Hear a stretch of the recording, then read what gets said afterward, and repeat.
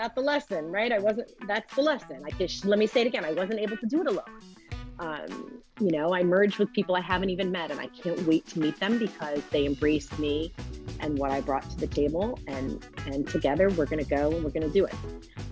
Hello, you are listening to the Late Bloomer Living podcast, where we are reimagining and redefining what it means to be in midlife, where we are gathering energy, momentum, and excitement for our next chapter via candid conversations with other midlifers about their own pivots, pitfalls, and triumphs. I'm Yvonne Marchese, your host, and I'm so happy you're here. Hello, my friend. I'm going to go ahead and tell you a story. And the reason I hesitate is because I don't want to tell this story as a way of making myself look good or having myself look bad. I run the risk of both with this story, I think. So anyway, throwing caution to the wind, here we go. I was at the grocery store not too long ago, and I had to get the grocery shopping done quickly because I had some things going on later in the day. And, when you get in line at the grocery store and you're doing that calculus, that algebra of which line is the best, right? So I picked a line thinking, yeah, this looks like the best line. Foreshadowing, it wasn't. So anyway, I get in line and I start to unload the things from my cart, and I feel, because the gentleman in front of me looks like he's pretty much ready to go. All right. All his stuff is off the belt. Most of the stuff is bagged. And I start to load my stuff onto the belt. I get the belt completely full, and I hear the cashier tell the older gentleman in front of me that the Coca-Cola that he has purchased that got rung up is not included with WIC, with food stamps. And I'm like, oh, wow. Oh, man. First thought, geez, that's hard. And she's telling him this, and he doesn't really understand her. He was Asian. I don't know what, but he's Asian, and clearly there's a little bit of a language thing going there. And I'm going to tell on myself here, maybe I've got some ageism going on, but I'm wondering how much of him not being able to understand her has to do with his age as well. These are the things you think, right? And I am there for a bit, and it goes on. The conversation goes on for a while because he doesn't understand what she's trying to tell him. She's trying to tell him, you just need to pay extra. You need to pay cash, or you need to use a debit card to pay for this 12-pack of Coca-Cola. And the conversation goes back and forth and back and forth. And the impatient little snippy part of me is like, oh my gosh, I picked the wrong line. This is where I go first, right? And I'm not proud of it. I'm just going to tell you, that's where I went first. Oh my gosh, I already pulled out all my stuff. Then I'm doing the mental math, right? Am I going to pull it back off and put it back in my cart and go get another line? And she goes and physically pulls the sleeve of Coke out of the shopping bag that it's already been put into. And she tells him, I'm going to return this. But when she goes to do that, she has problems. So then she calls a manager. I'm like, oh, wow. And that's when it struck me. What am I doing here? I can pay for his Coca-Cola. I can do that. And so I told the cashier, listen, I'll pay for it.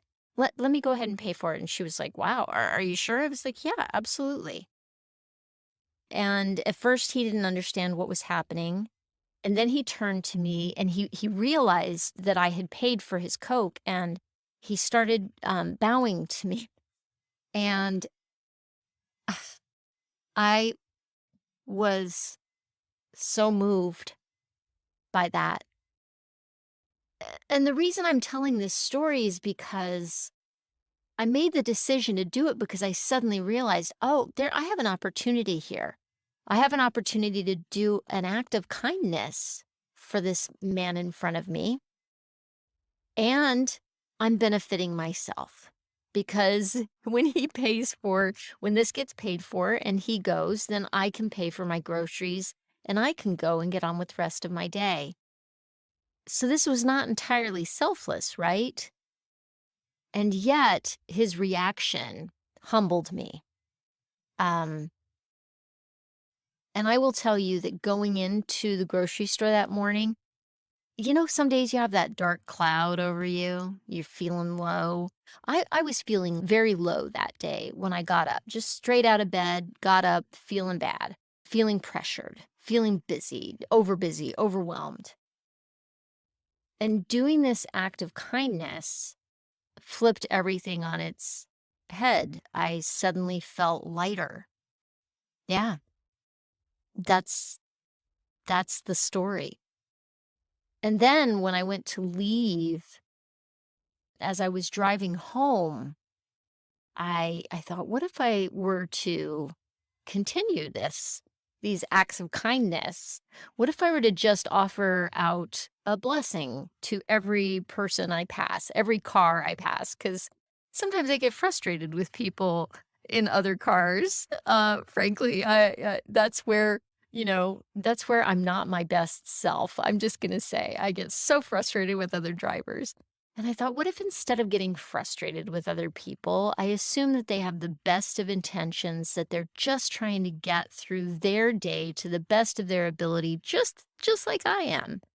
And I started looking at the people driving by me, and 3 cars immediately crossed my path, and they all looked so sad and heavy and burdened as they were driving by. And I thought, well, okay, I'm sending you a blessing. I'm sending you a blessing. Who knows if it does them any good? But you know what? It lifted me once again and made me feel better.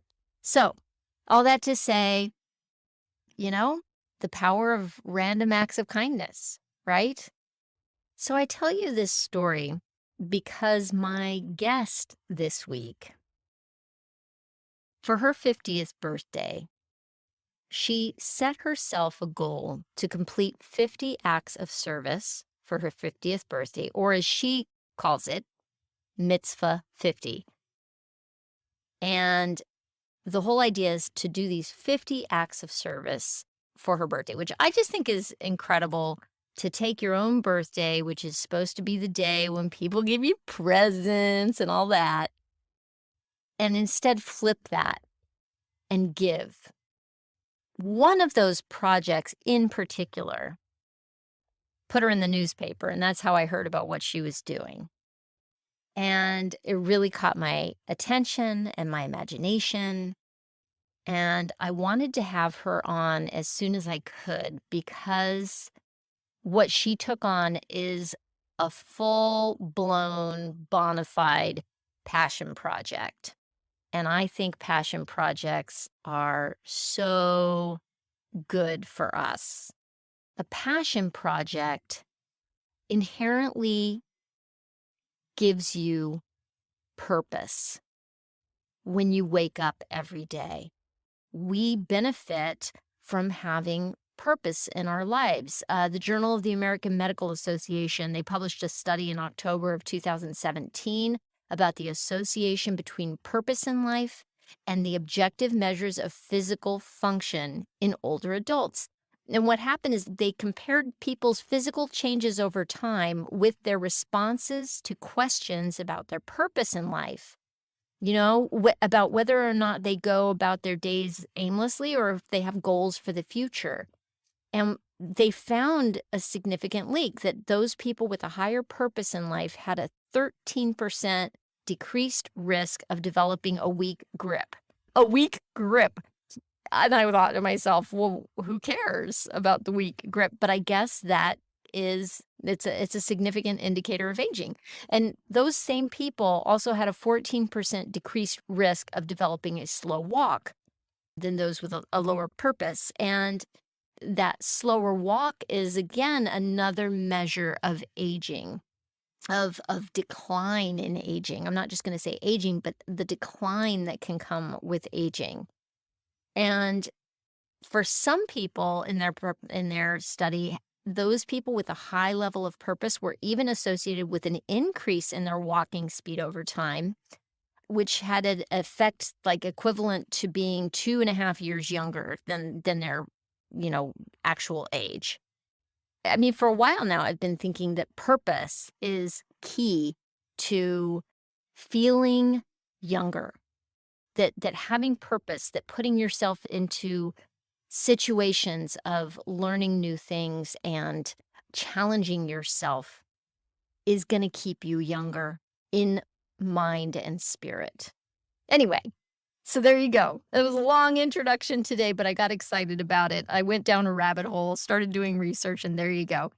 So I'm so excited for you to meet my guest today. She's an old friend of mine. Without further ado, here's Lisa Strom.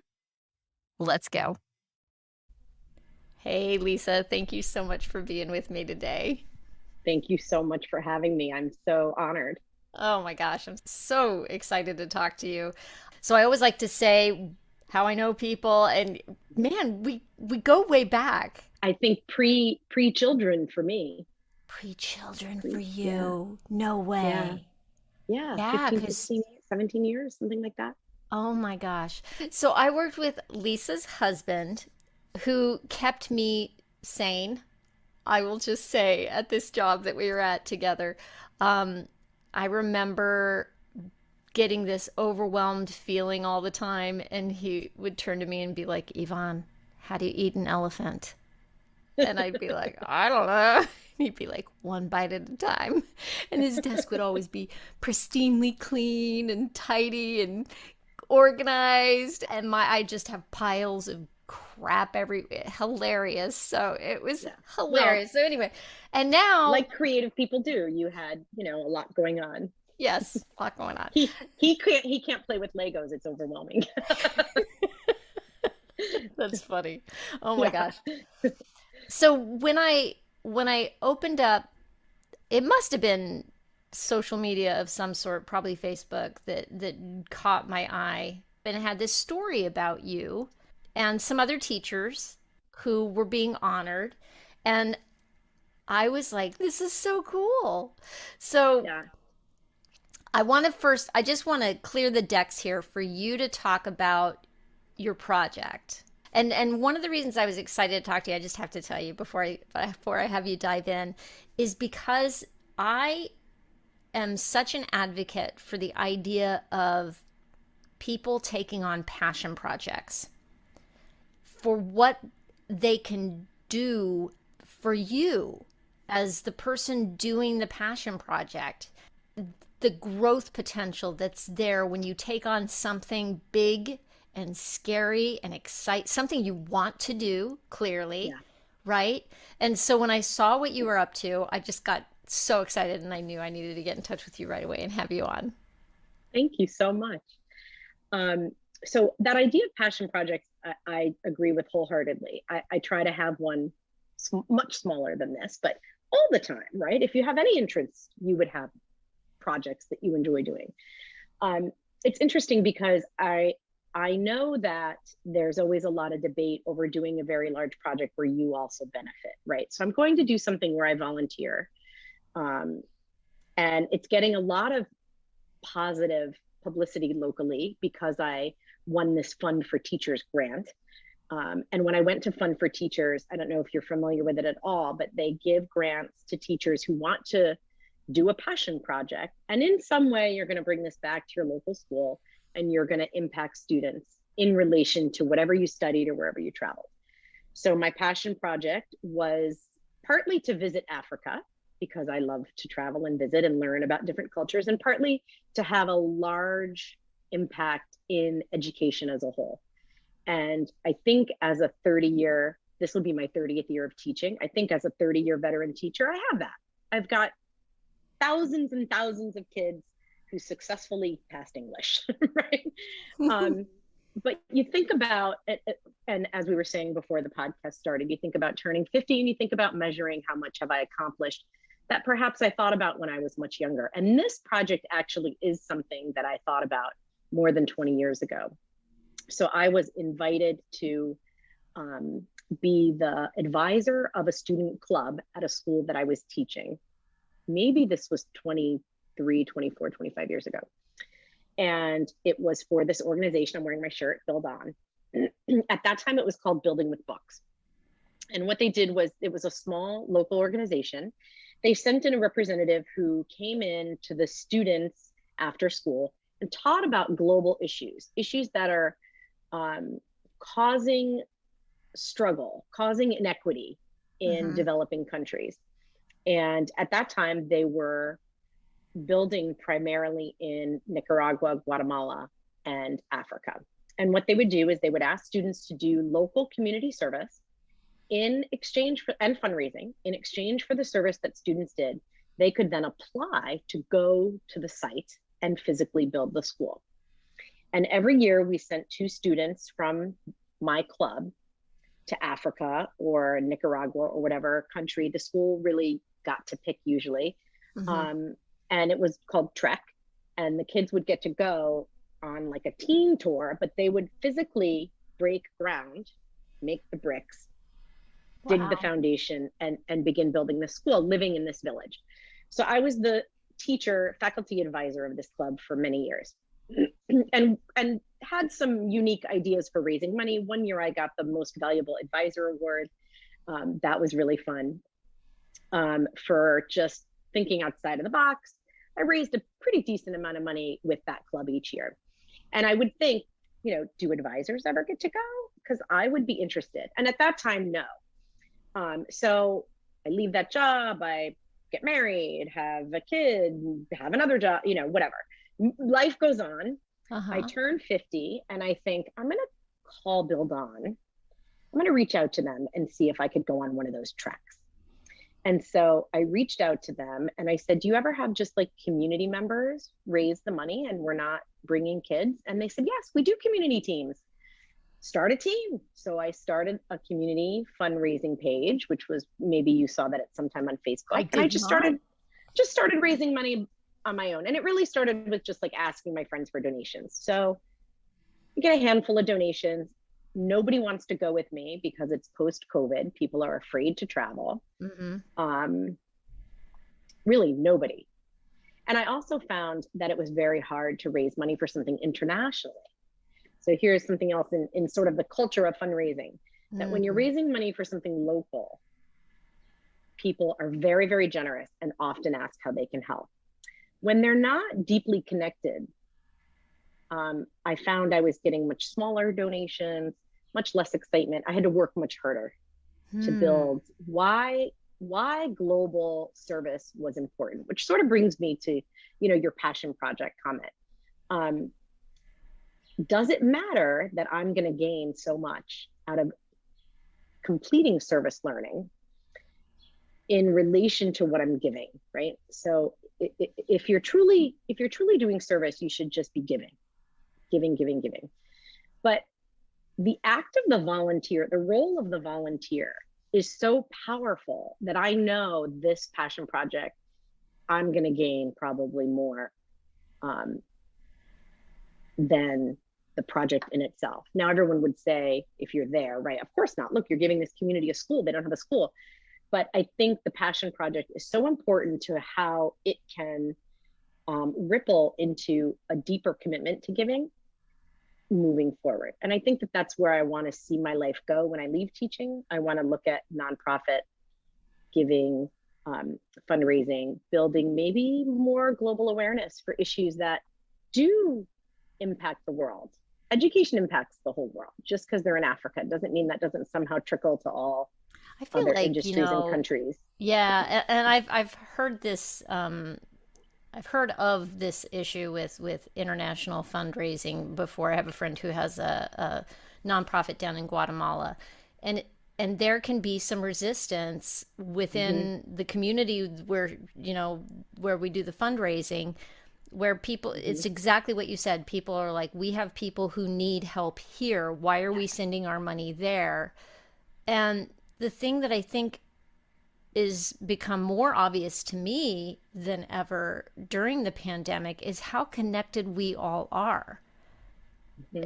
It is no longer, it's not us and them. It is one big we, you Yes. know.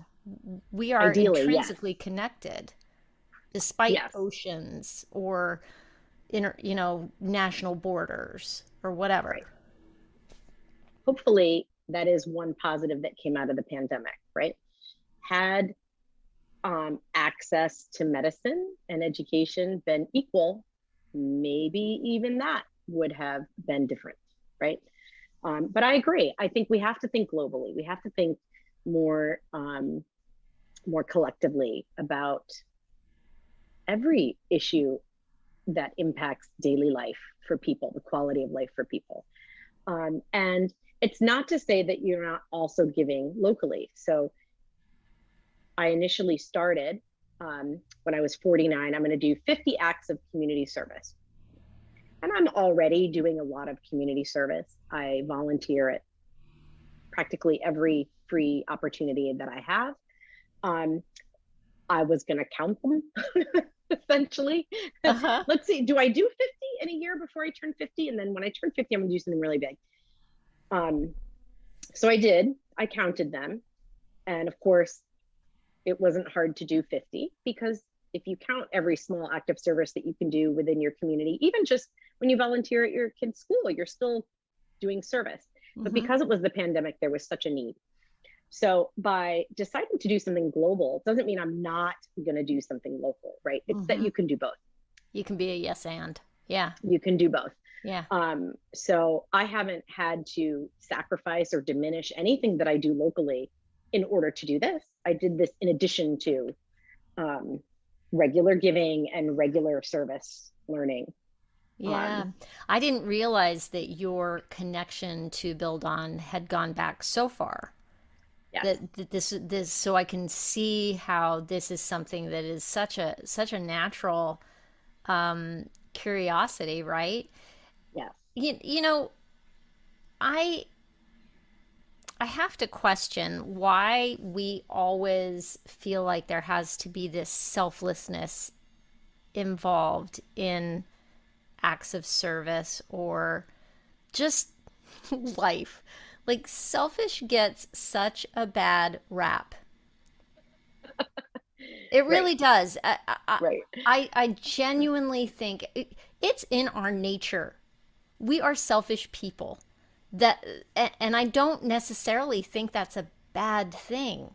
No. If you can take it and use it in a way that helps to benefit other people, but not at the sacrifice of your own well-being, how does that serve anybody? Right. So I feel like there's this, I see in you this struggle around the idea of like, am I doing this for me, or am I doing this for the good of other people? I think again there's a yes and.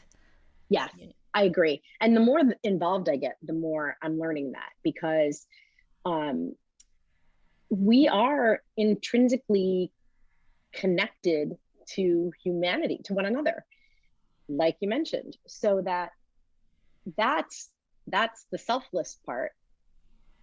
I'm sorry, that's the selfish part, right? That I enjoy this connection to other people and my connection to the people I'm going to meet in this experience are going to be the motivating factor for the financial fundraising, right? For the part that gives them the school.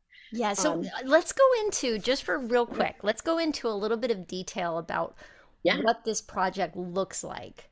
Yes. You're going to be So there for 2 weeks. just under, I'm actually coming back in time to start school here. Okay. So, So and you're going at the end of August, right? I'm going at the end of August. And Gotcha. so the logistics, so what happens is we have, so I'm part of a larger team. I did about, by the time I'm done, I'm still in two fundraising projects right now. By the time I'm done, I will have raised, give or take $1,000, around 15,000. It costs 30 to build a school. So I merged with some other adults who had also been raising money, and didn't have a huge group of people to want to actually travel. So we're going to travel together. And so I have some new colleagues, some new team members from Germany, France, and Switzerland. So I've never met them. I'm actually meeting them tomorrow on a Zoom. And we just pooled all our money together. So their fundraising plus my fundraising plus my colleagues' fundraising came to enough to fund the school 100%. So we're funding really everything from getting the permits, right, to the axe pick needed to do the labor, so all the materials needed. But the actual labor is the people. So we go and get the project started. And we also work with the villagers in the village where we're building the school. And they then will work for another 2 months to finish the building and put the roof on. Wow. So we get to really participate very superficially because we're just getting the foundation built, but then they'll lay bricks for another month or so to build the entire school.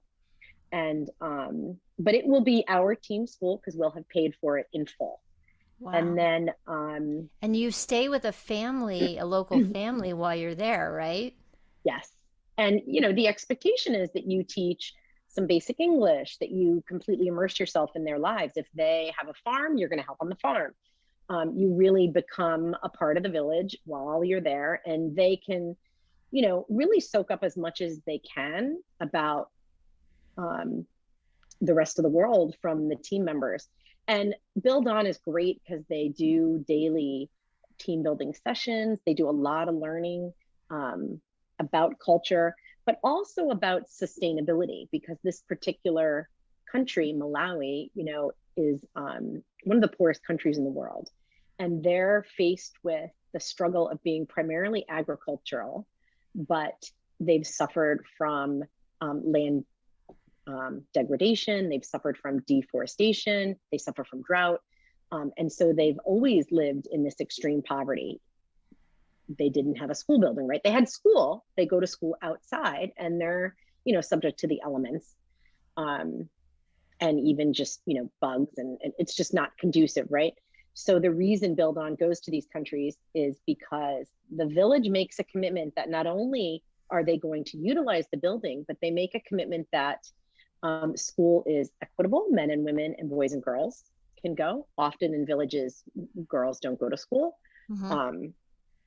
So, and they all sign a contract that's going to happen, that the girls are going to go to school equally, and that women can be trained in the evenings, and they're pushing, just increasing literacy, and then entrepreneurship, thinking about other ways to make a living when farming isn't sufficient, because for most of them, there's no industry in some of these outlying villages of Malawi. They're nowhere near the city. They're very remote. And so they're learning some basic English. They're learning really to continue their education. And then Build On puts in some other resources for them. There's a literacy program that they can continue to have long past the building of the school. And I may continue and do that as well, where you go back and you work on building literacy, because literacy is really key, right? Malawi is also the largest continual spread of AIDS and HIV still. Really? And again, that's because of education, lack of education. 80% of the population remains illiterate over the age of 15. So, Wow. they're when we talk about making impact, how do you not impact the global world when you bring education that increases sustainability and growth and prevention to anyone, anywhere in the world? So, on many levels, it's important to me. It's important that it's equitable, that girls are going to go to school. It's important that I'm going to live with a family with another mother who's trying to have the same thing we all want, right, for her own family, on top of being able to provide the funds. Wow. And have you been in touch with the family that you're going to be with at all up to now? Do you get to Nothing meet till them before? arrival. No, no, they have Wow. no electricity. They don't have running water. I mean, they have no Yeah. global contact.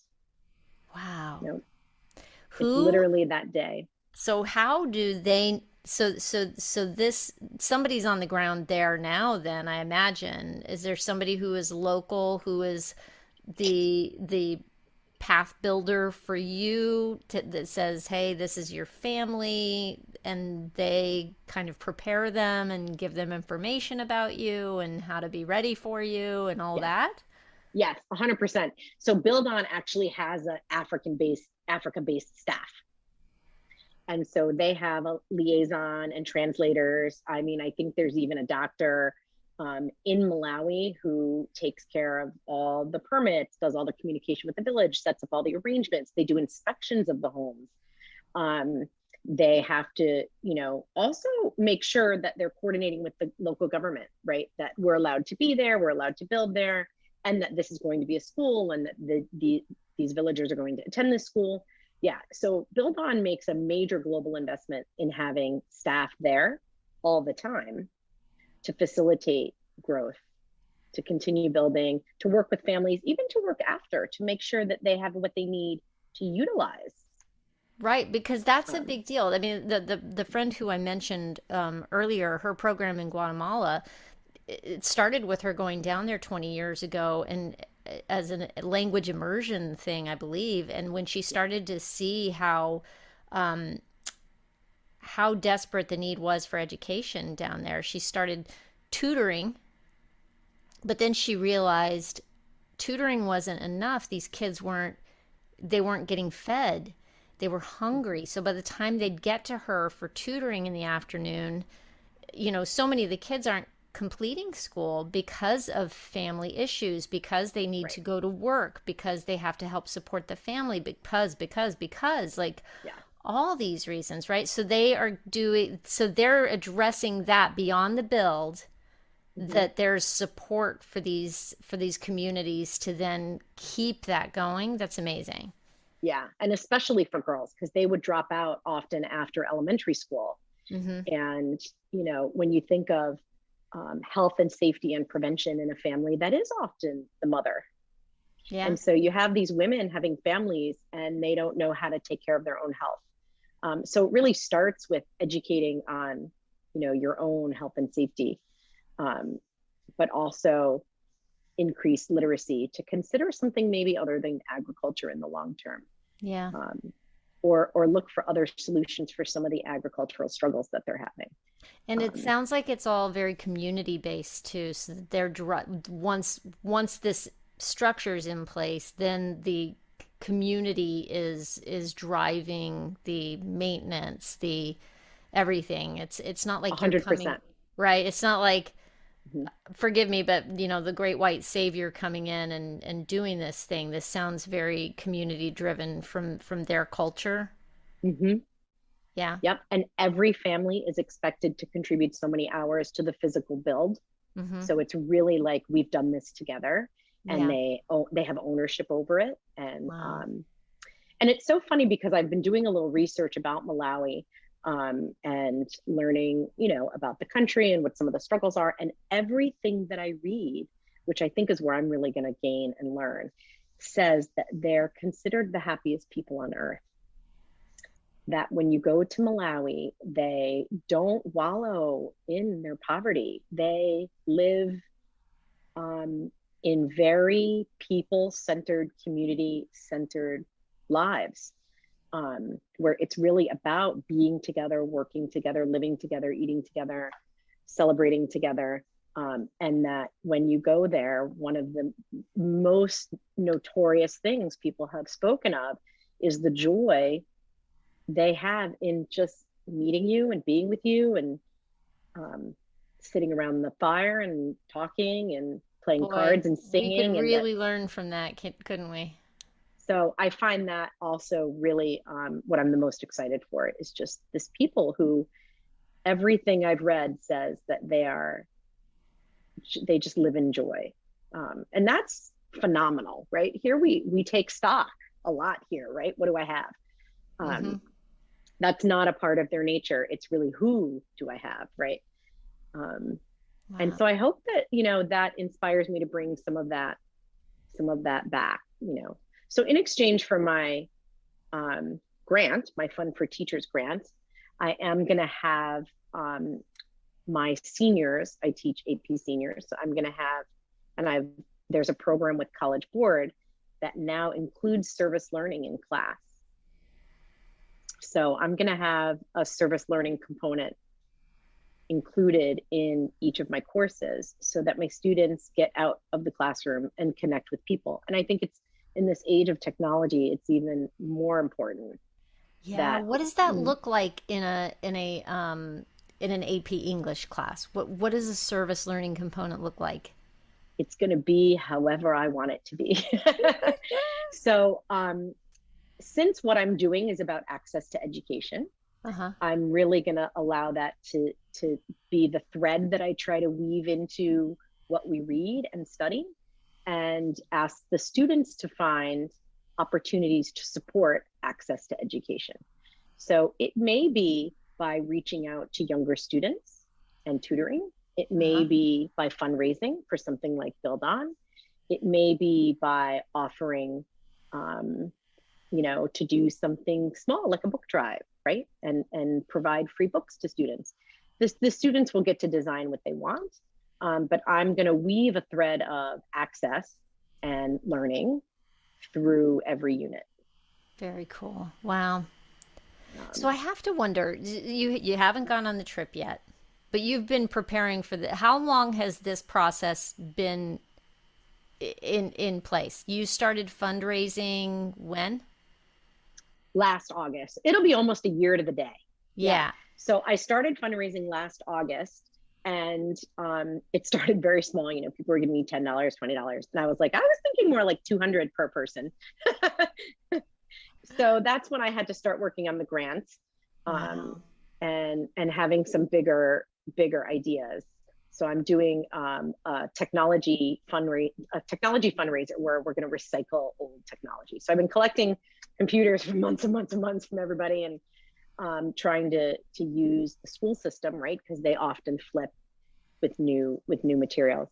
And Yeah. then I'm working Great with an idea. organization that does that. There's that And then innovation you were talking about. yeah, and I'm working with an organization that cleans, all the technology, and then they use whatever they can use. Any money I make from that doesn't come to me at all. They're going to give it directly to Build On. So even though the school in Malawi is funded, I have some excess funds, so I've started raising for next year already. Wow. That's amazing. So, That's I'm going to keep amazing. keep doing it, and you know, like I said, when you start to think about the ability to have an impact, I'm already thinking of next year. Great, if I have excess funds, why don't I just keep rolling? Let's see what else I can come up with. Maybe Yeah. I'll do, another school. Maybe I'll just send students next year, but I'll give them a kickstart in their fundraising with what I have so far. So I hope this is the beginning of a um, long relationship with Build On, and hopefully a long relationship with That's service on a much incredible. larger level than, you know, taking tickets at the Pride Fair, which I think is what I'm doing Saturday. Yeah. What I have to Yeah. ask then. So this has been going on for very close to a year. What I've got two questions I think I want to ask you. Let's start with this one. What do you wish you had known when you started down this project path? I wish I had known more about how to explain to people how interconnected we are so that I could address that avoidance of giving money outside of the US. Mm, I think that I think that if we could, I don't, I was always raised to believe, and maybe that's because I was poor, um, that, if your neighbor becomes stronger, so do you, right? That we all mm, gain. When one person gains, we all gain, right? The idea that we don't share the gains more is something politically that bothers me very much. You know, access to education means we all get stronger, we all get smarter. Collectively, we can all do more. um, that's something that on a much more philosophical scale weighs on my conscience. When I watch TV and I look at our political divide, right? Yeah. This whole us and them. Those are the kind of things that I think I'm trying to make up for. During COVID, I recall some of this too comes out of COVID. During COVID, I recall, sitting on Zooms with my classes and in my own community, and when my daughter was trying to attend class, teachers were having debates over whether or not it was good teaching, right? To be trying to teach kids in the room and kids on the screen at the same time. And I thought to myself, and I would think, because I was doing that, right? I was teaching kids in the room and kids on the screen at the same time. I have, held my laptop in one hand and I walked around and, Wow. and was it my best teaching? Hell no. Did my kids read, Tale of Two Cities? No. But part of my taking stock as an educator and doing this program is about the humanity in education. I became an educator because I like children, not because I like Shakespeare. I mean, yes, I love Shakespeare, you know that. Mm-hmm. But that I would have been an actor, right? You're a teacher because of just loving to be with kids. So to not have that connection during that entire time of COVID was very, very hard for me. And I think a lot of educators, the connection is so deeply a part of what we do. And, learning is the byproduct of the relationships, I think. I don't think I go in intending to learn. I go in intending to connect with people. I love that. It sounds like that's been a big part of the journey for you. And so Yeah. that's my next question, I think, is what have you learned? And let's take this to that selfish thing. What have you learned about yourself since you took on doing this project? What did you hope would it would look like? And what's the reality so far? Or are you even able to kind of, is it too soon? Do you know? I think that it will be different after I've been, but I can definitely say there's been a huge learning curve now because, some of it is, as I had said earlier, is sad. Some of it is I was taking stock of where I was and I really wanted to have a big impact. And here we were stuck in a pandemic and things were sad and sort of disconnected. And I don't know. I guess I was seeking something, right? I was seeking something bigger than myself. And I always thought that was going to be being an educator, right? And I spent much of my career doing nothing but working, teaching summer school, tutoring, after school, going home, going to the library, studying, getting another master's degree, getting another master's degree, getting another master's degree. I really did nothing but build myself up as an educator. And I worked. I've slowed down. This project was a lot harder than I thought it was going to be. Getting money is a lot harder than anything else, right? Not money for yourself because you can go get a job, right? But like asking people for money was hard. Raising money for something that I was the only one who seemed to care was hard. And so I stopped doing so much that I guess I can account for on paper.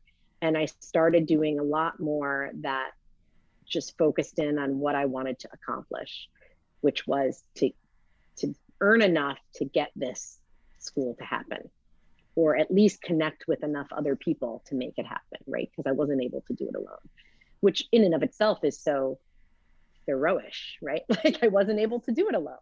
Mm-hmm. Right. Isn't that the lesson, right? That's the lesson. Let me say it again. I wasn't able to do it alone. I merged with people I haven't even met, and I can't wait to meet them because they embraced me and what I brought to the table, and together we're going to go and we're going to do it. So I think the learning curve, what I wish I had known is a little bit more of just the strategies, I guess, that people use to gain buy-in, right, to a project. I thought I had those. So I had to be really creative on my own, I reached out to people who wouldn't help. I'm working on another project, I'm fundraising for this, or, and people have to make decisions about what what they're going to give money to or what they're going to get involved in. So I really felt alone through a lot of it. I was really trying to make this work. And sometimes I was like, it looks like I'm not going to gain any more. I can't get any more money. I don't know.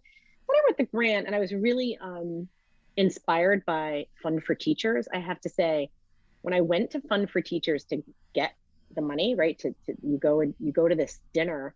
They have this beautiful dinner where they celebrate teachers, making an impact essentially, and then they physically give you the check, and it's such an honor, and they cheer for you, and they're so excited, and they tell everybody what your project is, and then I hear the projects of other people, and I think, oh my God, there's so many like-minded people like me.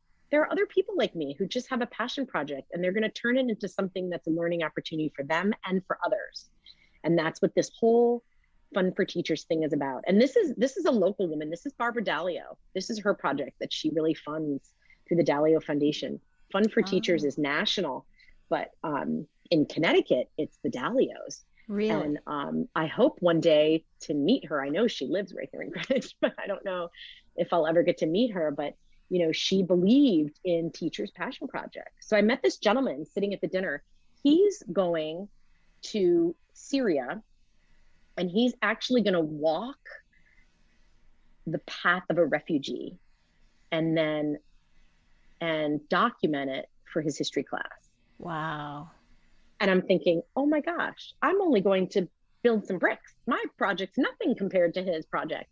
And so there are teachers all over the world doing these incredible things. Wow. Even the two other teachers who won in my community with me, one is going to create her own virtual field trip through Egypt. Wow. It sounds to me like what you've learned.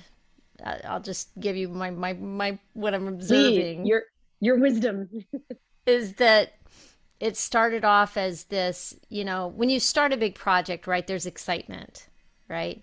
And then you come up against those walls, the struggle, it's the hero's journey, right? It's like all of a sudden, so you're set out on this adventure with high hopes, right? And then you hit the walls, and it's a very lonely endeavor. That's where you get to the point of like, I'm alone in this. It's the struggle, right? Only to come and find that you are not alone. No. There are people doing amazing things. And I think Fund for Teachers is something that I'm going to get involved in as well. They use former grant winners as mentors for young teachers. They have a whole series of areas for volunteering, for building, programming for teachers. I think that, yeah, I definitely see a huge future for myself beyond my classroom, which also feels great at this age, that like turning 50 wasn't like, oh, I'm almost retired. Turning 50 is like, what am I doing next? Because I have a list this long of things I'd like to still do.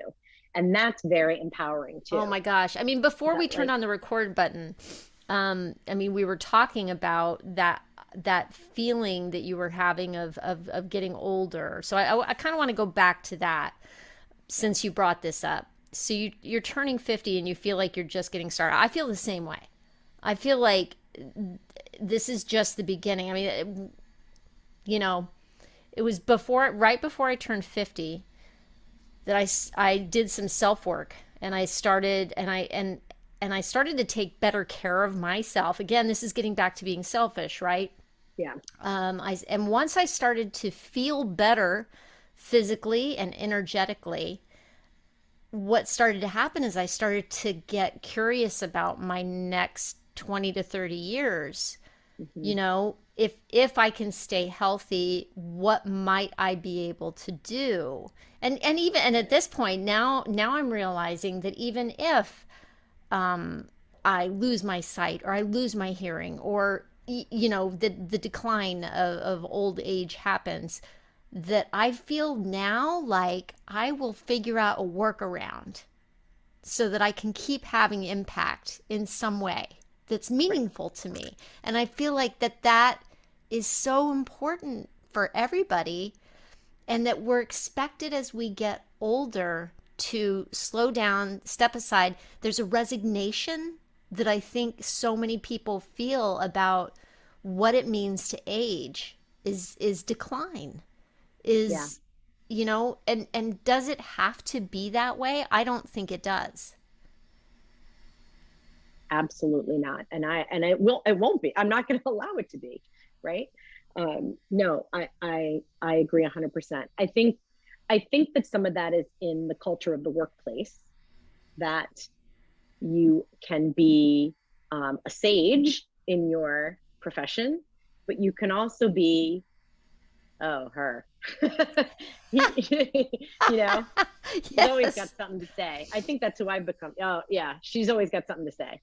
Um, because when they get and I was this way too. I mean, I love when young people come into my profession and I can hear what they've been doing in graduate school and what they bring to, and I love, what they bring to the table, and I find that very inspiring. I didn't expect that to mean that my voice was less important. But there starts to be conversations, and you hear them very subtly about, like, well, how much longer do you have? I'm like, well, I hope I have till, I don't know, 110. Do you mean to live? What? How much longer? And they really mean, like, how much longer are you going to work? How much longer are you going to be here? Are you just, how close are you to your retirement? And the implicit question there is, are you biding your time until you get to quit and leave and retire? Right, Are you just writing out your time? Or right. And right? therefore less invested. Yeah. Right? Mm-hmm. Yeah. Yeah. It's an old model of thinking about aging that we don't need to have anymore. People are living longer. What do Yes. you expect them to do with the extra 20 years Yes. that what so you're going to take that wealth of information and experience and Mm-hmm. wisdom and just say, Mm-hmm. okay, go your happy way now and go play golf, or I mean that's fine.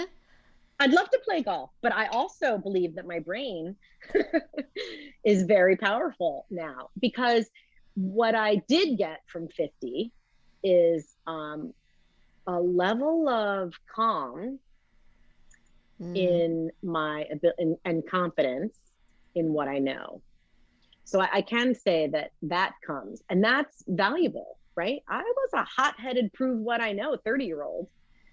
That's sort of gone, and now I just know what I know, and and feel very empowered to execute it in a variety of ways, like giving, or, I started a book, so, I'll write.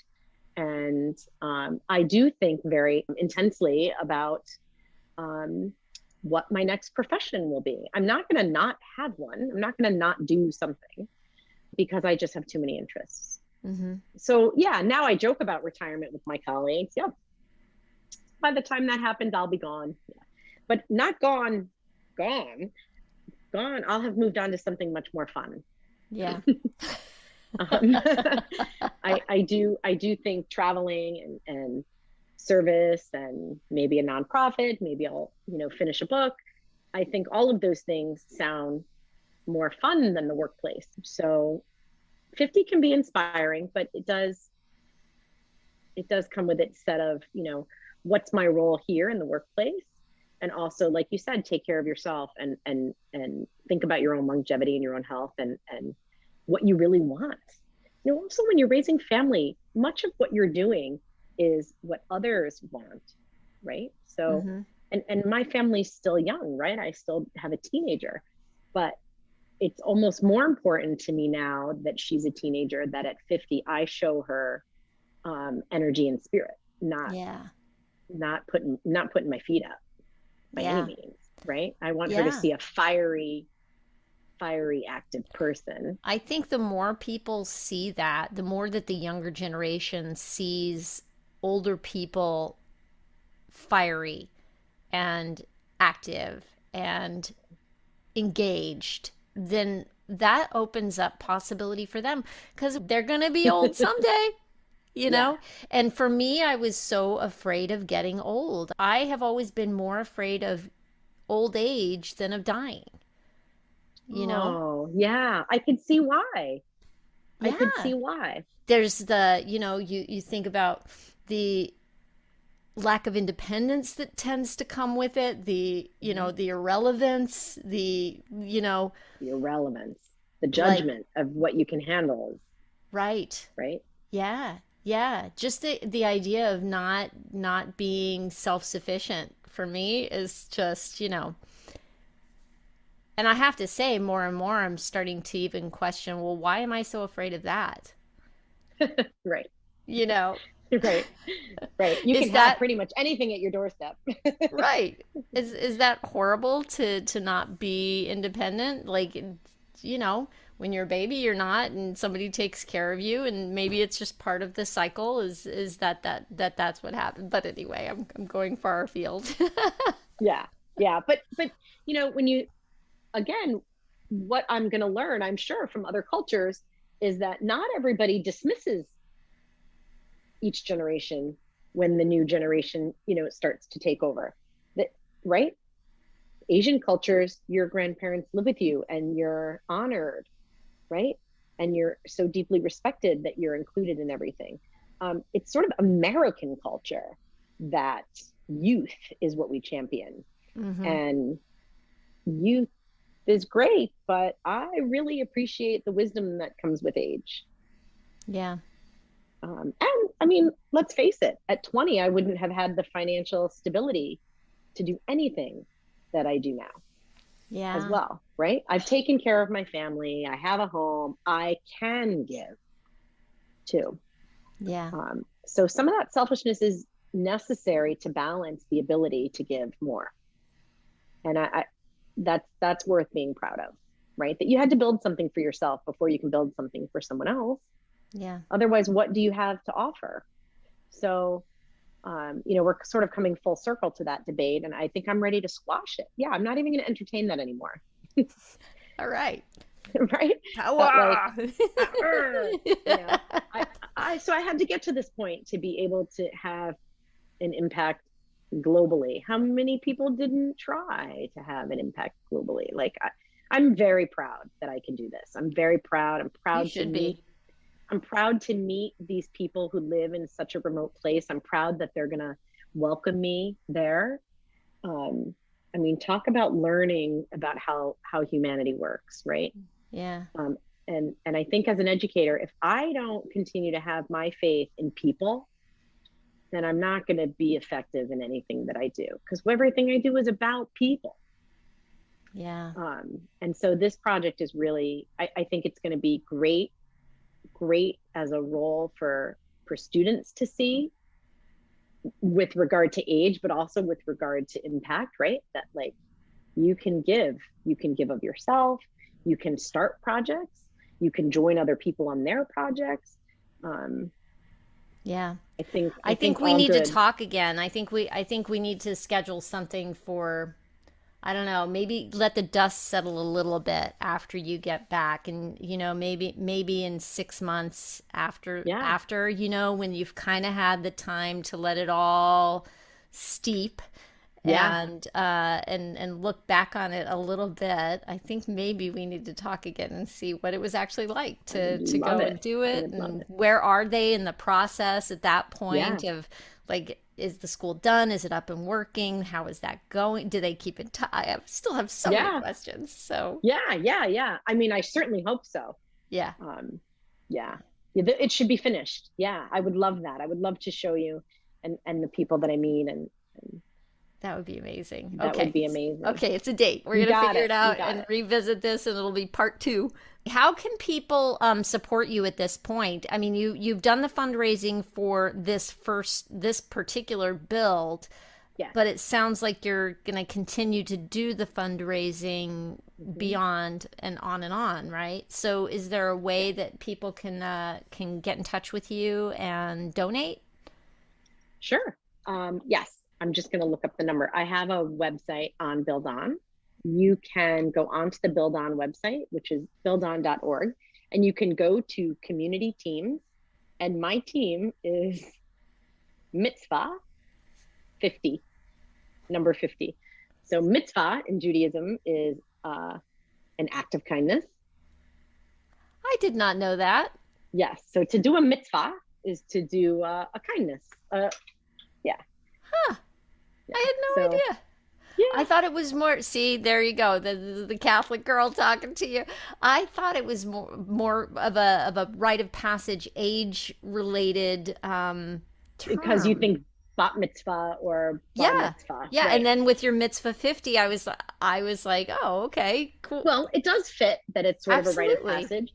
When you talk about mitzvot, you talk about the commandments in the Old Testament, and charity and the idea of giving is one of the major commandments in Judaism that we really celebrate and focus on. So people keep tzedakah, which would be like you put your spare change and you intend to donate daily. Um, and so mitzvah, to do a mitzvah would be any kind of giving. Now, when you say bar or bat mitzvah, I think of that person giving their life to Judaism, right? They decide they're going to live in the Jewish faith as an adult.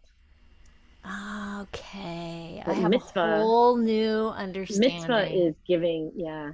That is So amazing. it's mitzvah 50. And this, I wanted to do a little mitzvah. So cool. So we go to buildon.org, we look up community teams, and we look for Mitzvah 50.